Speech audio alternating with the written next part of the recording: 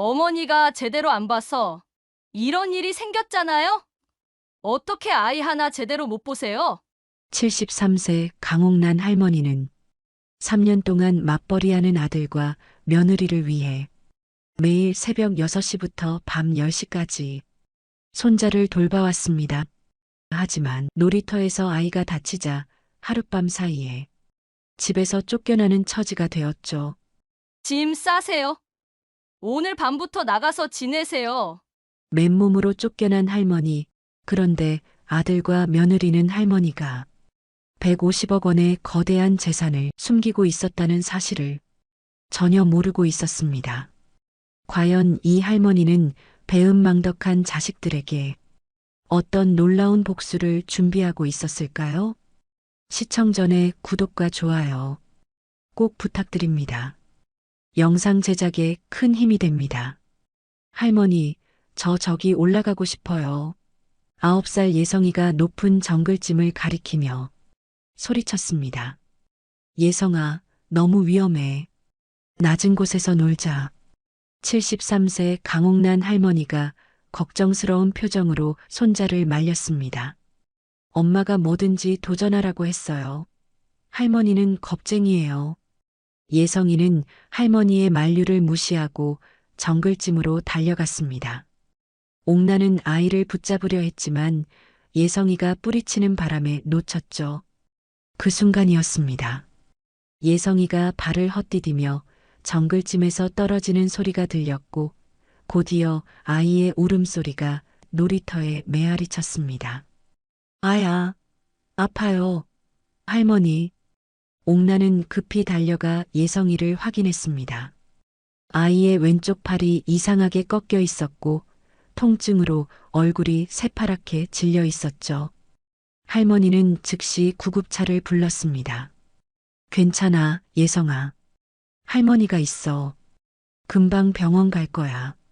하지만 옥란의 마음은 무너져 내렸습니다. 3년 동안 매일 새벽 6시부터 일어나 손자를 돌봤는데 이런 일이 벌어지다니. 맞벌이하는 아들 김태호와 며느리 정하나를 위해 기꺼이 육아를 맡았는데 이제 뭐라고 말해야 할지 막막했습니다. 구급차가 도착하고 옥란은 예성이와 함께 병원으로 향했습니다. 응급실에서 엑스레이를 찍은 결과 예성이의 팔뼈가 부러진 것으로 확인되었죠. 할머니 아파요. 알았어. 의사 선생님이 치료해 주실 거야. 옥란은 떨리는 손으로 아들과 며느리에게 연락했습니다. 전화를 받은 태호의 목소리는 차갑기만 했습니다. 엄마, 뭐라고요? 예성이가 다쳤다고요? 응급실에 있어. 팔이 부러졌어. 지금 갈게요. 30분 후 정하나가 병원에 도착했습니다. 간호사인 하나의 얼굴은 분노로 일그러져 있었죠. 어머니, 제가 몇 번을 말했어요? 위험한 곳에서 놀리지 말라고. 하나야, 내가 말렸는데 아이가. 어떻게 아이 하나 제대로 못 보세요? 저희가 벌어놓은 돈으로 병원비 내야 하는 거 아세요? 옥란은 할 말을 잃었습니다. 3년 동안 매일 16시간씩 손자를 돌봤는데 이런 대우를 받을 줄은 꿈에도 몰랐죠. 하나야, 내가 3년 동안 예성이 돌봐준 거 생각해봐. 사고는 누구에게나 생길 수 있는. 그게 뭐 대단한 일이에요? 어머니 먹여 살려주는 것만도 고마운 줄 아세요. 하나의 독설에 옥란의 가슴이 찢어지는 것 같았습니다. 자신이 3년 동안 해온 모든 일이 한순간에 무너져 내리는 기분이었죠. 퇴근 후 도착한 태호도 마찬가지였습니다. 엄마, 하나 말이 맞아요. 우리가 일하느라 힘든데 아이까지 다치게 하시면 어떡해요? 태호야, 사고는 정말 실수였어. 내가 얼마나 조심했는데. 엄마, 변명은 그만하세요. 의사가 나와서 설명했습니다. 단순골절이라 수술은 필요 없고요. 깁스하고 6주 정도 치료받으시면 됩니다. 치료비는 200만 원 정도 나올 예정입니다. 하나가 즉시 반응했습니다. 200만 원이요? 어머니, 이 돈 어떻게 할 거예요? 내가 낼게. 당연히 내셔야죠. 어머니 잘못인데. 옥나는 더 이상 견딜 수 없었습니다. 3년 동안 새벽부터 밤까지 손자를 돌보며 아들 부부가 안심하고 일할 수 있게 해줬는데 이런 식으로 대우받을 줄은 몰랐죠. 병원에서 집으로 돌아가는 차 안은 침묵으로 가득했습니다. 예성이는 깁스를 한 채 뒷자리에서 잠들어 있었고 옥나는 창밖을 바라보며 복잡한 심경을 달랬습니다. 집에 도착하자 하나가 먼저 입을 열었습니다. 솔직히 말하면 어머니 때문에 우리만 더 힘들어져요. 이제는 아이까지 다치게 하고. 하나야, 그렇게 말하면. 뭐요? 사실이잖아요. 태호도 아내의 편을 들었습니다. 엄마, 하나가 스트레스 받잖아요. 당분간 우리 집에서 나가세요. 옥나는 귀를 의심했습니다. 3년 동안 매일 육아를 도왔는데 하루 사고가 났다고 집에서 쫓겨날 줄은 꿈에도 몰랐죠. 태호야, 나를 어디로 보내겠다는 거니? 경로당이든 어디든 당분간 지내세요. 더 이상 못 봐주겠어요. 하나가 덧붙였습니다. 어머니, 짐 싸세요. 오늘 밤부터 나가서 지내세요. 그 순간 옥난의 마음속에서 뭔가 탁하고 끊어지는 소리가 들렸습니다. 3년간의 헌신이 한순간에 무너져 내렸죠. 하나야, 내가 3년 동안 새벽 6시부터 밤 10시까지 예성이 돌봤잖아. 그것도 생각 안 나니? 옥난이 마지막으로 호소해봤지만 하나의 대답은 냉혹했습니다. 그러니까 집에서 공짜로 살았잖아요. 서로 도운 거지. 어머니만 손해본 건 아니에요. 공짜로 살았다는 말에 옥나는 온몸이 떨렸습니다. 3년 동안 매일 손자의 아침을 챙기고 학교에 데려다 주고 방과 후에는 숙제까지 도왔는데 그것이 공짜로 산 것과 맞바꾼 것이라니. 태호도 아내의 편을 들었습니다. 엄마, 우리도 엄마 용돈 드리고 새끼 해드렸잖아요. 서로 한 거죠. 용돈이라고 해봐야 한 달에 30만 원이었습니다. 하지만 옥난이 매일 16시간씩 육아를 담당했는데 이들은 30만 원으로 모든 것을 퉁쳤다고 생각하고 있었습니다. 엄마, 빨리 짐 싸세요. 우리도 지쳤어요. 하나가 옥난의 방에 들어가서 옷가지를 대충 비닐봉지에 넣기 시작했습니다. 평생 모은 소중한 물건들이 쓰레기처럼 구겨져 들어갔죠. 이것만 가져가시면 되죠? 나머지는 나중에 정리해서 보내드릴게요. 옥나는 73세의 나이에 여름옷 몇 벌과 작은 가방 하나만 들고 집 밖으로 나서야 했습니다. 슬리퍼를 신은 채로 현관문을 넘어서는 순간 지난 3년이 주마등처럼 스쳐 지나갔습니다.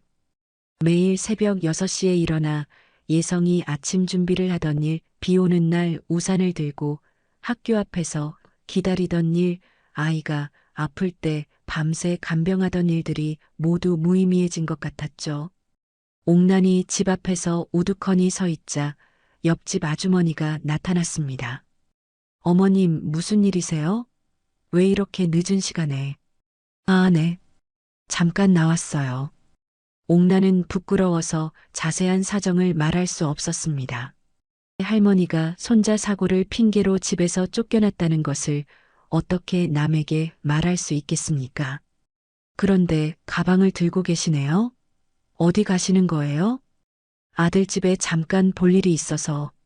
거짓말이었지만 어쩔 수 없었습니다. 옥나는 터벅터벅 걸어서 버스 정류장으로 향했죠. 밤 10시가 넘은 시간 경로당은 당연히 문이 잠겨 있었습니다. 옥나는 경로당 앞 벤치에 앉아서 하룻밤을 보내야 했습니다. 차가운 바람이 불어와 몸을 떨게 만들었지만 마음이 더 차가웠습니다. 3년 동안 기꺼이 해온 모든 일이 하루 사고로 인해 물거품이 되었다는 사실을 받아들일 수 없었죠. 새벽 5시쯤 되어서야 옥나는 잠시 눈을 붙일 수 있었습니다. 평소 같으면 예성이 아침 준비를 위해 일어나야 할 시간이었죠. 한편 집에서는 태호와 하나가 편안한 밤을 보내고 있었습니다. 여보, 시어머니 없으니까 정말 자유롭다. 맞아. 이제 눈치 안 보고 살 수 있겠어. 예성이도 이제 학원 보내야겠어. 할머니가 너무 응석바지로 키웠어. 이들에게는 3년간 육아를 도와준 시어머니의 희생이 전혀 중요하지 않았습니다. 오히려 방해가 되는 존재로 여겨지고 있었죠. 하나야, 엄마가 어디서 자는지는 확인해야 하는 거 아닌가? 왜요? 어머니가 알아서 하실 거 아니에요. 우리가 왜 걱정해야 해요? 태호도 아내 말이 맞다고 생각했습니다. 어차피 어머니 잘못으로 벌어진 일인데 너무 신경 쓸 필요가 없다고 판단했죠. 다음 날 아침 예성이가 일어나서 할머니를 찾았습니다. 엄마, 할머니는 어디 갔어요? 할머니는 잠깐 여행 간 거야. 곧 올 거야. 거짓말이었지만 아이에게는 그렇게 말할 수밖에 없었습니다. 할머니한테 미안하다고 말하고 싶어요. 제가 말을 안 들어서 다친 거잖아요. 예성이의 순수한 마음과 달리 부모들은 전혀 다른 생각을 하고 있었습니다. 예성아, 할머니 생각하지 마. 할머니가 너를 제대로 안 봤기 때문에 다친 거야. 하나가 아이의 순수한 마음까지 차단시키고 있었습니다. 아이조차 할머니를 원망하도록 만들려는 것이었죠. 그런데 할머니가 나를 말렸는데 제가 안 들었어요. 아니야. 어른이 제대로 봤어야지. 이렇게 해서 옥나는 하룻밤 사이에 가족으로부터 완전히 소외되었습니다. 3년간의 헌신은 하루 사고 앞에서 아무 의미가 없었죠. 다음 날 아침 경로당 문이 열리자 옥나는 후다닥 안으로 들어갔습니다. 밤새 벤치에서 잠을 제대로 못 자서 온몸이 뻐근했죠. 옥나나, 왜 이렇게 일찍 왔어? 얼굴이 왜 그래? 친구 박영자가 걱정스러운 표정으로 다가왔습니다. 영자는 74세로 옥남보다 한 살 많았지만 젊은 시절 은행에서 30년 넘게 일한 경험이 있어서 세상 돌아가는 일을 잘 알고 있었습니다. 영자야, 나 어제 집에서 쫓겨났어.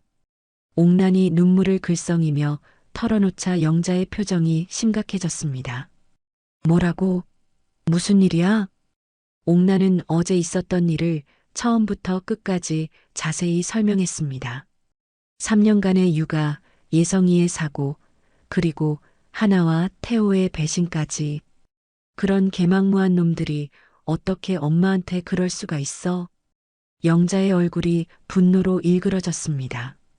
영자야, 내가 뭘 잘못한 걸까? 정말 내가 아이를 제대로 못 본 걸까? 무슨 소리야? 너 3년 동안 얼마나 고생했는데. 새벽부터 밤까지 아이 돌보느라. 영자는 옥난의 손을 꼭 잡았습니다. 옥난아, 그런데 너 아직도 그 일 말 안 했어? 무슨 일? 너 남편이 남긴 그 재산 말이야. 옥난의 얼굴이 순간 굳어졌습니다. 영자만이 알고 있는 비밀이었죠. 그건 아직 말 안 했어. 얼마나 된다고 했지?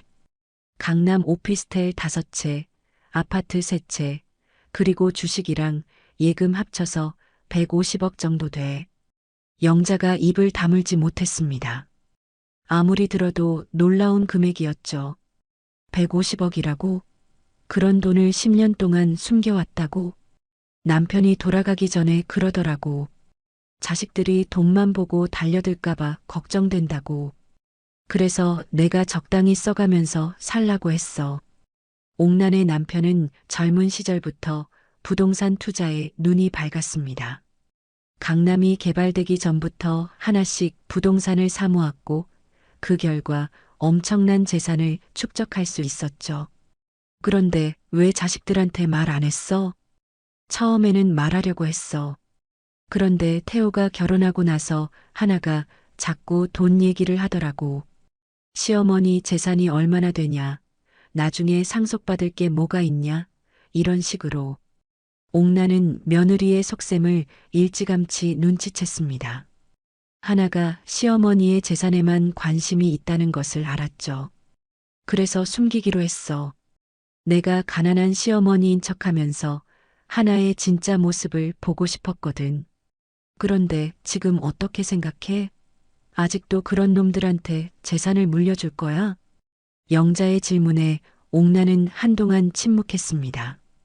어제까지만 해도 아들과 며느리가 잘못을 깨닫고 사과하면 용서해 줄 생각이었습니다. 하지만 지금은 마음이 달랐죠. 영자야, 나는 정말 자식들이 좋아서 3년 동안 육아를 도왔어. 그런데 이게 고마움은커녕 당연하게 생각하더라. 당연하지. 너 그동안 얼마나 고생했는데. 하나는 내가 공짜로 살았다고 했어. 내가 3년 동안 한 일이 그냥 공짜로 산 것과 맞바꾼 거라고. 영자가 화를 냈습니다. 그런 배은망덕한 년이 어디 있어?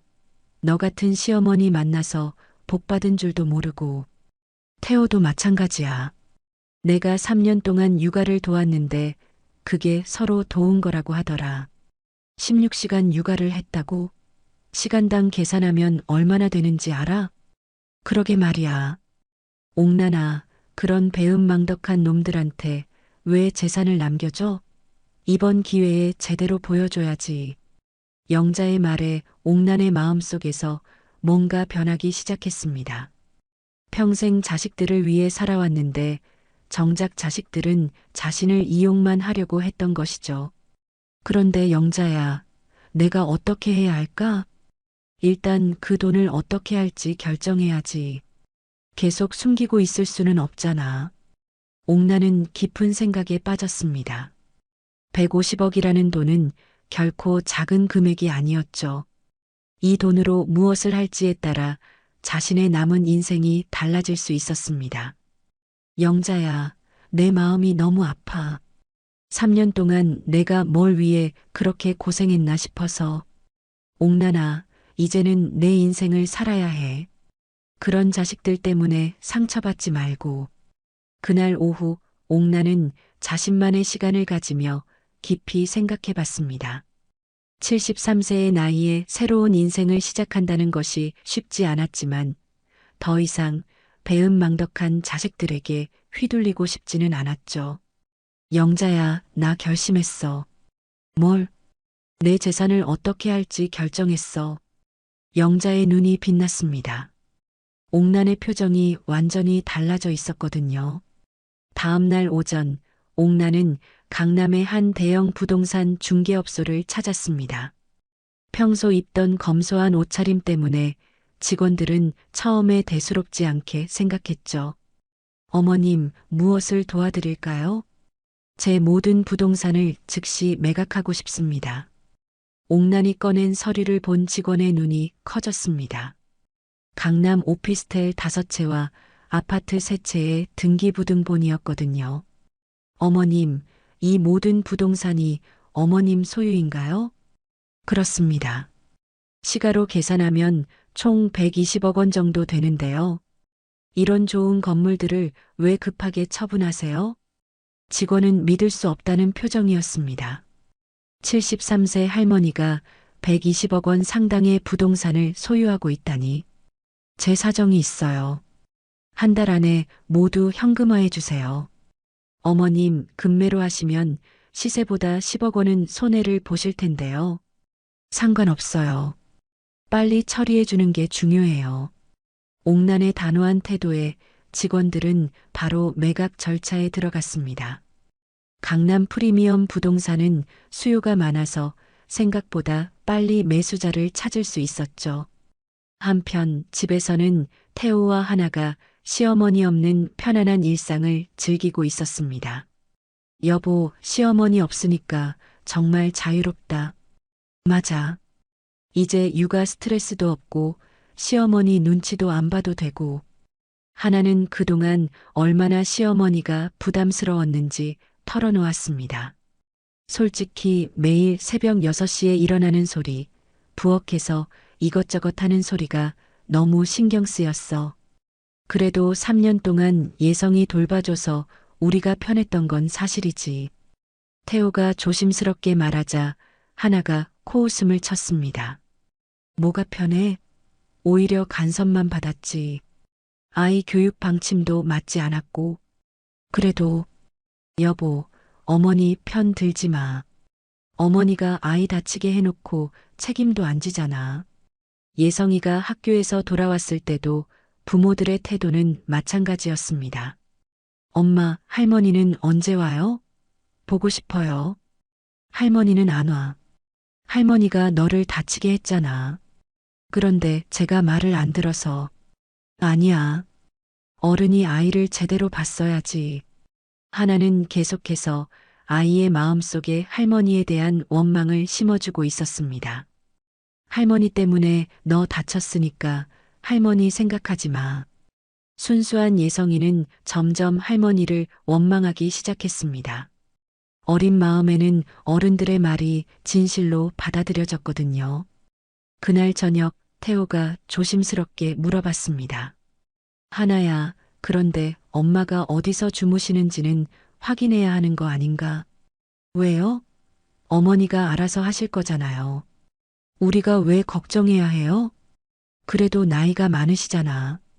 여보, 어머니 편 또 드시려고요? 어머니가 먼저 잘못했잖아요. 태호도 더 이상 말하지 않았습니다. 아내가 화를 내면 집안 분위기가 나빠지니까요. 그리고 어머니 계신 동안 우리 생활비도 많이 들었어요. 이제 그 돈으로 예성이 학원 더 보낼 수 있겠어요. 하나는 벌써 시어머니가 없는 생활을 계획하고 있었습니다. 3년 동안 무상으로 육아를 도와준 것은 전혀 고려하지 않았죠.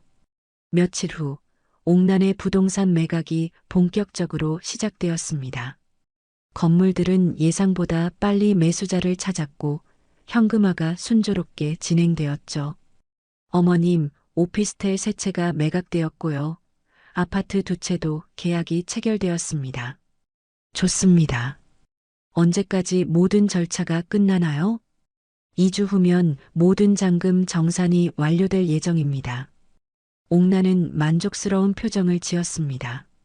이제 본격적인 계획을 실행할 수 있겠죠. 참고로 총 매각 금액이 110억 원입니다.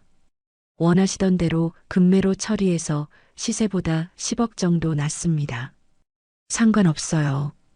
빨리 처리되는 게 중요했으니까요. 옥란의 마음속에는 이미 확고한 계획이 세워져 있었습니다. 110억 원의 기존 예금 40억 원을 합치면 총 150억 원이었죠. 이 돈으로 배은망덕한 아들과 며느리에게 평생 잊지 못할 교훈을 주고 싶었습니다. 그날 밤 경로당에서 영자와 대화를 나눴습니다. 옥란아, 정말로 다 팔기로 했어? 응. 이제 돌이킬 수 없어. 그럼 그 돈으로 뭘 할 거야? 옥란의 눈에 결연한 의지가 서렸습니다. 영자야, 내가 생각해낸 완벽한 계획이 있어. 2주 후 옥란의 모든 부동산 매각이 완료되었습니다. 통장에는 150억 원이라는 천문학적인 금액이 들어와 있었죠. 어머님, 정말로 이 모든 돈을 기부하시겠다는 건가요? 국내 최대 복지재단 직원이 믿을 수 없다는 표정으로 물어봤습니다. 네. 130억 원을 기부하겠습니다. 130억 원이요? 개인이 기부하는 금액으로는 역대 최고 수준입니다. 옥란은 차분하게 대답했습니다. 조건이 하나 있어요. 네, 말씀하세요. 기부자를 제 아들 김태호, 며느리 정하나 명의로 해주세요. 그리고 언론에 대대적으로 알려주세요. 직원은 당황했습니다. 실제 기부자와 명의자가 다른 경우는 처음이었거든요. 어머님, 그렇게 하셔도 되는 건가요? 제가 원하는 거예요. 아들과 며느리가 좋은 일을 한다는 것으로 알려졌으면 좋겠어요. 하지만 실제로는 어머님께서 기부하신 건데, 그건 나중에 밝혀질 일이고요. 일단은 아들 며느리 명의로 해주세요. 직원은 이해할 수 없었지만 기부자의 요청을 거부할 이유는 없었습니다. 130억 원이라는 거액을 기부하겠다는 사람의 의견을 무시할 수는 없었죠. 며칠 후 각종 언론에서 대대적으로 보도가 시작되었습니다. 김태호 마이너스 정하나 부부 130억 원 거액 기부로 사회에 큰 감동을 주고 있습니다. 평범한 회계사와 간호사 부부가 전 재산을 사회에 환원했다는 소식이 전해지면서 많은 사람들의 감동을 불러일으키고 있습니다. 뉴스를 본 태호는 깜짝 놀랐습니다. 하나야, 이게 뭐야? 우리가 언제 기부했다고? 저도 몰라요. 뭔가 착각이 있는 것 같아요. 하지만 곧 주변 사람들의 연락이 쏟아지기 시작했습니다. 태호야, 너희 부부 정말 대단하다. 130억 원을 기부하다니. 하나씨, 평소 그런 생각을 하고 계셨군요. 정말 존경스러워요. 태호의 회계사무소로도 축하 인사가 계속 들어왔습니다. 사장님, 신문에 나온 거 봤어요. 정말 훌륭하세요. 그런 거액을 사회에 환원하시다니 존경합니다. 하나의 병원에서도 마찬가지였습니다. 정하나 간호사님, 130억 원 기부 소식 들었어요. 정말 대단해요. 평소에도 그런 마음가짐을 갖고 계셨나 봐요. 예성이 학교에서도 선생님과 학부모들이 연신 칭찬을 했습니다. 예성이 부모님 정말 훌륭하시네요. 그런 분들이 우리 반 학부모라니 자랑스러워요. 처음에는 당황했던 태호와 하나였지만 점점 이 상황을 즐기기 시작했습니다. 여보, 사람들이 우리를 보는 눈이 완전히 달라졌어요. 그러게. 이렇게 좋은 대접받기는 처음이야. 그런데 정말 누가 우리 명의로 기부한 걸까요? 태호가 궁금해하자 하나가 갑자기 생각이 났다는 듯 말했습니다. 혹시 시어머니가 하신 건 아닐까요? 엄마가 무슨 돈으로? 모르죠. 혹시 시아버지가 남긴 돈이 있었을 수도 있고. 하지만 두 사람은 시어머니가 130억 원이나 되는 거액을 가지고 있을 거라고는 상상도 못했습니다. 그래도 좋은 일이잖아요. 사람들이 우리를 좋게 봐주니까. 맞아. 이런 기회에 사회적 인지도도 높이고. 태호는 회계사무소 홍보에도 이 소식을 활용하기 시작했습니다. 저희 사무소 대표가 130억 원을 기부한 바로 그 김태호입니다. 하나도 병원에서 동료들의 존경을 받으며 우쭐해했습니다. 정말 대단한 일을 하셨어요. 어떻게 그런 결정을 내리셨어요?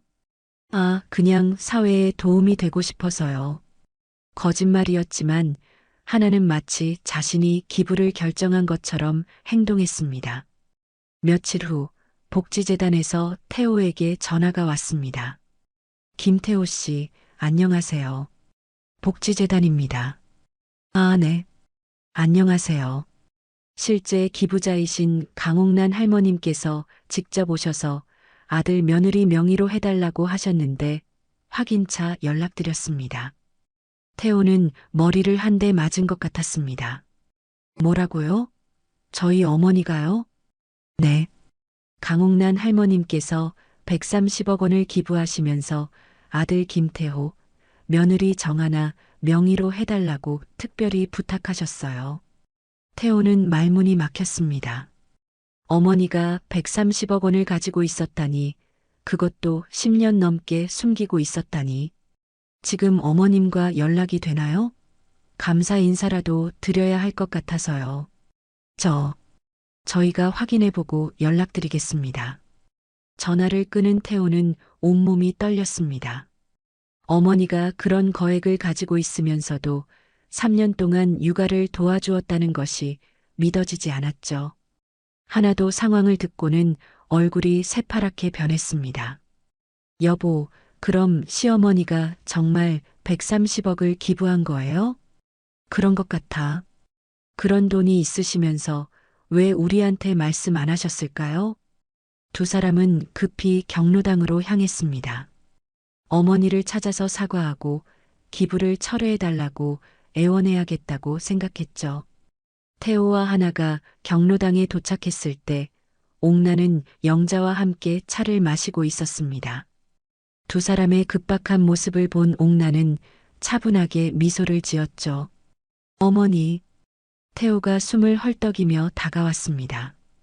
어머니, 설마 정말 130억 원을 기부하신 거예요? 옥나는 찬찬히 차를 마시며 대답했습니다.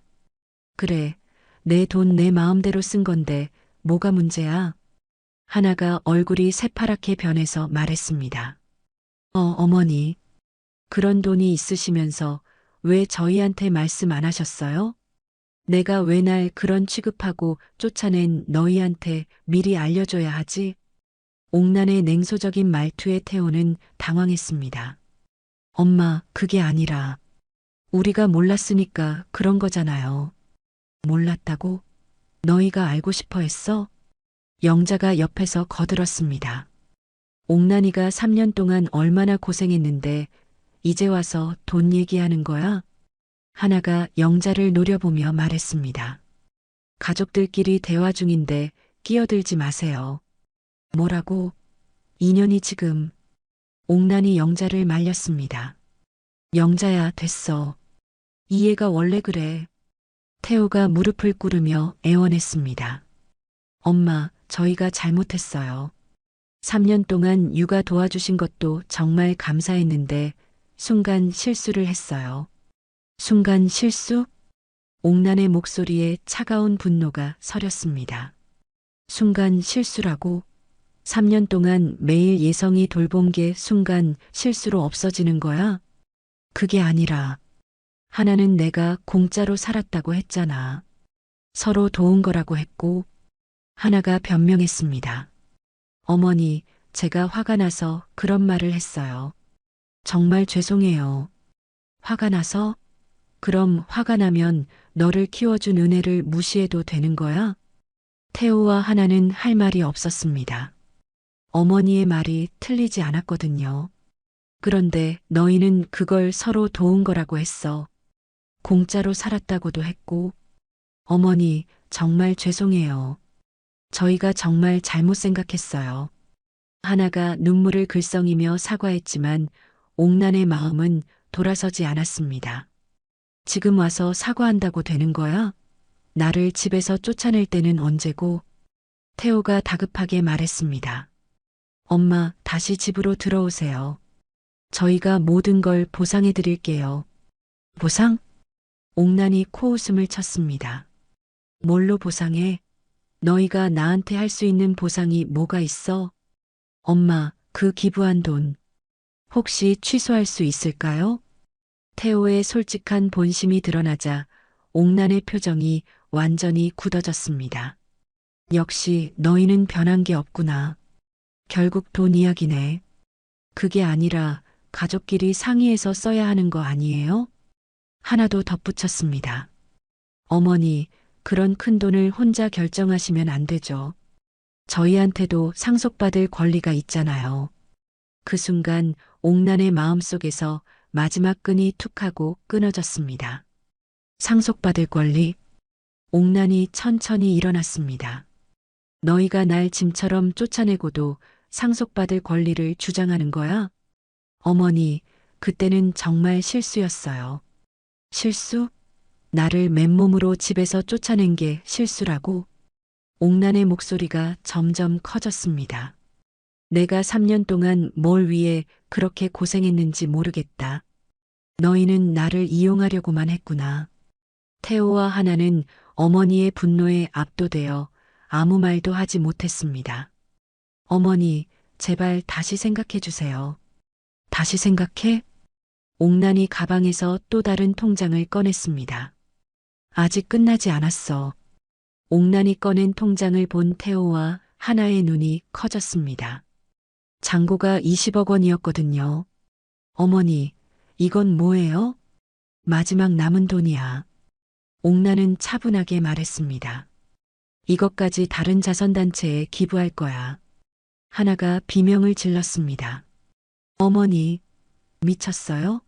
150억을 다 날려버리시다니. 미쳤다고? 옥난의 눈에 차가운 분노가 서렸습니다. 나한테 고마움은커녕 내 탓만 하던 너희가 더 미친 거 아니야? 어머니, 제발 그러지 마세요. 예성이 교육비도 필요하고 저희도 살아야 해요. 태호가 절절하게 호소했지만 옥나는 들은 척도 하지 않았습니다. 예성이 교육비는 너희가 벌어서 대라. 나한테 왜 의존하려고 해? 어머니, 저희가 정말 잘못했어요. 무릎 꿇고 사과드릴게요. 태호가 실제로 무릎을 꿇자 주변 사람들이 쳐다보기 시작했습니다. 아들이 어머니한테 무릎을 꿇고 있네. 뭔 일이 있나 봐. 하지만 옥나는 아들의 무릎 꿇음에도 마음이 움직이지 않았습니다. 태호야, 이제 일어나라. 무릎 꿇는다고 달라지는 건 없어. 엄마, 정말 마지막이라고 생각하고 기회를 주세요. 마지막 기회는 3년 동안 매일 줬어. 너희가 스스로 차버린 거고. 옥나는 핸드폰을 꺼내 어디론가 전화를 걸었습니다. 네, 말씀드렸던 추가 기부건인데요. 지금 바로 진행해 주세요. 어머니, 안 돼요. 하나가 핸드폰을 빼앗으려 했지만 영자가 막아섰습니다. 지금 뭐 하는 거야? 네, 20억 원 전액 기부하겠습니다. 같은 조건으로 해주세요. 통화가 끝나자 태호와 하나는 완전히 절망했습니다. 어머니, 정말 150억을 다 기부하신 거예요? 그래. 이제 내 통장 잔고는 0원이야. 옥난이 통장을 보여주자 정말로 잔고가 0원이었습니다. 너희가 원하던 대로 나는 정말 아무것도 없는 사람이 됐어. 하나가 그 자리에서 쓰러질 듯 했습니다. 어머니, 제발 취소할 수 있을 때 취소해 주세요. 취소는 불가능해. 이미 모든 절차가 끝났거든. 태호가 마지막으로 애원했습니다. 엄마, 그럼 이제 어떻게 사시려고 해요? 집도 없고 돈도 없으면. 내가 어떻게 사는지 왜 걱정해? 너희가 날 쫓아낼 때는 그런 걱정 안 했잖아. 그때는 정말 화가 나서, 화가 난다고 나를 맨몸으로 쫓아낸 거지. 옥나는 자리에서 일어났습니다. 이제 나도 내 갈 길 갈 거야. 너희는 앞으로 나와 남이야. 어머니, 태호가 붙잡으려 했지만 옥나는 뿌리쳤습니다. 손대지 마. 나를 그렇게 취급한 너희가 이제 와서 어머니라고 부르지도 마. 옥난이 걸어나가자 태호와 하나는 그 자리에 주저앉았습니다. 150억 원이 한순간에 사라진 충격이 너무 컸거든요. 여보, 우리 어떡하지? 모르겠어. 완전히 끝났어. 하나가 울기 시작했습니다. 130억 원은 물론이고 20억 원까지. 우리가 평생 벌어도 그런 돈 못 봐요. 태호도 머리를 감쌌습니다. 어머니가 그런 거액을 숨기고 있을 줄은 꿈에도 몰랐죠. 사람들이 우리를 어떻게 볼까? 130억 원 기부한 부부라고 칭찬했는데 하나의 걱정대로 며칠 후부터 진실이 알려지기 시작했습니다. 복지재단에서 실제 기부자가 시어머니라는 사실을 공개했거든요. 김태호, 정하나 부부의 130억 원 기부, 알고 보니 시어머니 강옥란 할머니가 실제 기부자였던 것으로 밝혀졌습니다. 강옥란 할머니는 아들 부부 명의로 기부해달라고 특별히 요청한 것으로 전해집니다. 뉴스가 나가자 주변 사람들의 시선이 완전히 달라졌습니다. 태호 씨, 그럼 실제로는 기부 안 하신 거네요? 어머니가 하신 일인데 왜 본인들이 한 것처럼 행동했어요? 하나의 병원에서도 마찬가지였습니다. 정하나 간호사님, 그럼 거짓말 하신 거예요? 시어머니 돈으로 명성을 쌓으려고 하셨나 봐요. 예성이 학교에서도 학부모들의 반응이 차가웠습니다. 그런 훌륭한 어머니를 어떻게 대했길래 그런 일이 벌어진 걸까요? 시어머니를 제대로 모시지 못한 것 같아요. 태호와 하나는 사회적으로 완전히 매장되었습니다. 회계사무소에는 고객이 줄었고 하나의 병원에서도 눈총을 받았죠. 6개월이 지났습니다. 옥나는 자신이 기부한 여러 자선단체들로부터 특별한 대우를 받고 있었습니다. 강옥란 할머님, 저희 재단의 명예 이사장으로 모시고 싶습니다. 복지재단 이사장이 정중하게 제안했습니다. 이사장이요? 제가 그런 자리에 어울릴까요? 할머님의 150억 원 기부는 저희 재단 역사상 최대 규모입니다. 또한 그 정신이 너무나 숭고하죠. 옥나는 이제 여러 자선단체의 명예직을 맡으며 보람찬 나날을 보내고 있었습니다. 기부받은 단체들에서 생활비와 주거를 지원해 주어 오히려 예전보다 더 안정적인 생활을 하고 있었죠. 할머님, 오늘 고아원 방문 일정이 있으세요? 네, 알겠습니다. 옥나는 매주 고아원과 양로원을 방문하며 자원봉사활동을 했습니다. 아이들과 어르신들이 옥난을 보면 환하게 웃었죠. 할머니, 오늘도 오셨네요. 응, 우리 예쁜이들. 할머니가 맛있는 거 사왔어. 옥난은 진심으로 행복했습니다. 3년 동안 배은망덕한 가족을 위해 고생했던 것과는 차원이 다른 기쁨이었죠. 한편 태호와 하나는 완전히 다른 삶을 살고 있었습니다. 여보, 또 월세 독촉 전화 왔어요. 이제 어떻게 하지? 수입은 줄었는데 지출은 그대로고. 태호의 회계사무소는 평판이 나빠져서 고객이 절반으로 줄었습니다.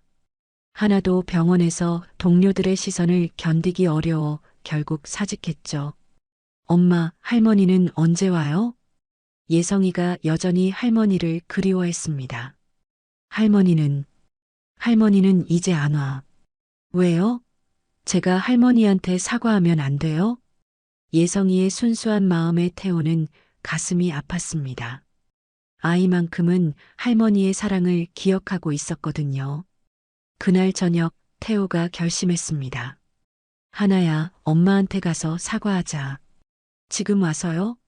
이미 모든 돈을 기부해 버리셨는데 뭘 어떻게 해요? 그래도 가족이잖아. 그리고 예성이도 할머니를 보고 싶어 해. 하나는 내키지 않았지만 현실적으로 다른 방법이 없었습니다. 결국 부부는 예성이를 데리고 옥난을 찾아갔습니다. 옥난은 한 고급 실버타운에서 생활하고 있었습니다. 자선단체에서 제공한 곳이었죠. 어머니, 태호가 조심스럽게 불렀습니다. 옥난은 거실에서 차를 마시며 책을 읽고 있었습니다. 할머니, 예성이가 달려가 옥난을 안았습니다. 옥난의 눈에 순간 눈물이 맺혔죠. 예성아, 할머니 보고 싶었어요. 제가 말 안 들어서 다쳐서 미안해요. 옥난은 손자를 꼭 안아주었습니다. 아이에게는 죄가 없었거든요. 괜찮아, 우리 예성이. 할머니가 더 미안해. 태호와 하나가 뒤에서 지켜보고 있었습니다. 엄마, 저희가 정말 잘못했어요. 용서해 주세요. 옥나는 차분하게 대답했습니다. 태호야, 나는 이제 편안해. 너희를 원망하지도 않아. 그럼 다시 가족이 될 수 있을까요? 옥난이 고개를 저었습니다. 예성이는 내 손자니까 언제든 만날 수 있어. 하지만 너희와는 이제 끝이야. 어머니, 나는 이제 내 인생을 살고 있어. 진짜 나를 필요로 하는 사람들과 함께 말이야. 옥나는 창밖을 바라보며 말했습니다. 너희가 나한테 해준 게 뭐가 있니? 3년 동안 내가 해준 것만 있었잖아. 엄마, 저희가 앞으로 평생 모실게요. 이제 와서? 옥난이 쓴웃음을 지었습니다. 무엇으로? 너희에게 남은 게 뭐가 있어? 태호와 하나는 할 말이 없었습니다. 실제로 그들에게는 남은 것이 없었거든요. 엄마, 그럼 정말 용서 못 해주시는 거예요? 용서는 했어. 하지만 다시 가족이 되는 건 불가능해. 옥난이 일어났습니다. 예성이만 가끔 보러 와. 너희는 이제 와서 부모 노릇 제대로 해봐라. 할머니, 저 자주 올게요. 그래, 우리 예성이. 할머니가 맛있는 것도 많이 사줄게. 태호와 하나가 떠난 후 옥나는 다시 책을 폈습니다. 마음이 평온했습니다.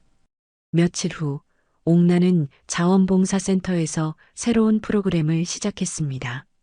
할머님, 오늘부터 독거노인 도우미 프로그램이 시작됩니다. 좋네요. 저도 도움이 되고 싶어요. 옥나는 자신보다 더 어려운 처지에 있는 독거노인들을 돕기 시작했습니다. 150억 원을 기부한 덕분에 여러 복지 프로그램이 만들어졌고 옥나는 그 중심에서 활동하고 있었죠. 어느 날 옥나는 남편의 사진을 꺼내 보았습니다. 여보, 잘했죠? 돈보다 소중한 게 무엇인지 보여줬어요. 남편이 살아있다면 자신의 선택을 이해해 줄 거라고 생각했습니다. 그 돈으로 정말 필요한 곳에 도움을 줄 수 있게 됐어요. 배은망덕한 자식들보다 훨씬 값진 일이죠. 옥나는 창밖을 바라보며 미소를 지었습니다. 석양이 아름답게 물들어가고 있었죠. 이제야 진짜 내 인생을 사는 기분이에요. 고마움을 모르는 자식들에게 휘둘리지 않고 정말 의미 있는 일을 하면서 살 수 있게 됐어요. 옥나는 이제 완전히 새로운 삶을 살고 있었습니다. 매일 아침 일어나는 것이 즐거웠고 자신이 하는 일에 보람을 느꼈죠. 한편 태호와 하나는 여전히 어려운 현실과 싸우고 있었습니다. 하지만 이제는 어머니를 원망하지 않았습니다. 모든 것이 자신들의 잘못이었다는 것을 깨달았거든요. 여보, 우리가 정말 잘못했어. 그러게. 그런 훌륭한 어머니를 우리가. 태호와 하나는 이제야 옥난의 진가를 알았지만 이미 모든 것이 늦어버린 후였습니다. 그해 겨울, 옥난은 자선단체 시상식에서 대상을 받았습니다. 강옥란 명예이 사장님의 150억 원 기부로 수많은 소외계층이 도움을 받았습니다. 진정한 나눔의 정신을 실천해 주신 강옥란 명예이 사장님께 깊은 감사를 드립니다. 시상대에 선 옥란의 얼굴은 환하게 빛나고 있었습니다. 73세의 새로운 인생을 시작한 그녀는 그 어느 때보다 행복해 보였죠. 고맙습니다. 저는 단지 제가 받은 사랑을 다른 곳에 전해준 것뿐입니다. 진정한 행복은 받는 것이 아니라 베푸는 데서 온다는 것을 깨달았습니다. 옥란의 소감을 들은 사람들은 모두 박수를 보냈습니다. 그녀의 삶은 많은 이들에게 진정한 삶의 가치가 무엇인지를 보여주는 살아있는 교훈이 되었죠. 그날 밤 옥란은 조용히 창밖을 바라보았습니다. 별이 유난히 밝게 빛나고 있었죠. 73세의 새로운 인생을 시작한 강옥란 할머니의 이야기는 우리에게 깊은 교훈을 남깁니다. 때로는 가장 가까운 사람들이 우리를 가장 아프게 할 수 있습니다. 하지만 그 상처가 더 큰 사랑을 만나게 해주는 징검다리가 될 수도 있죠. 옥란 할머니는 돈으로 살 수 없는 존중과 감사를 받게 되었고 자신의 선택이 수많은 사람들에게 도움이 되고 있다는 사실에서 큰 기쁨을 느끼고 있습니다. 여러분도 오늘 주변의 소중한 사람들에게 감사 인사 한마디 전해보시면 어떨까요? 당연하다고 생각했던 것들이 사실은 얼마나 귀한 것인지 다시 한번 생각해보는 하루가 되시길 바랍니다. 오늘 이야기가 좋으셨다면 구독과 좋아요, 알람 설정 잊지 마시고 소중한 댓글 하나가 큰 힘이 됩니다. 시청해주셔서 진심으로 감사드립니다.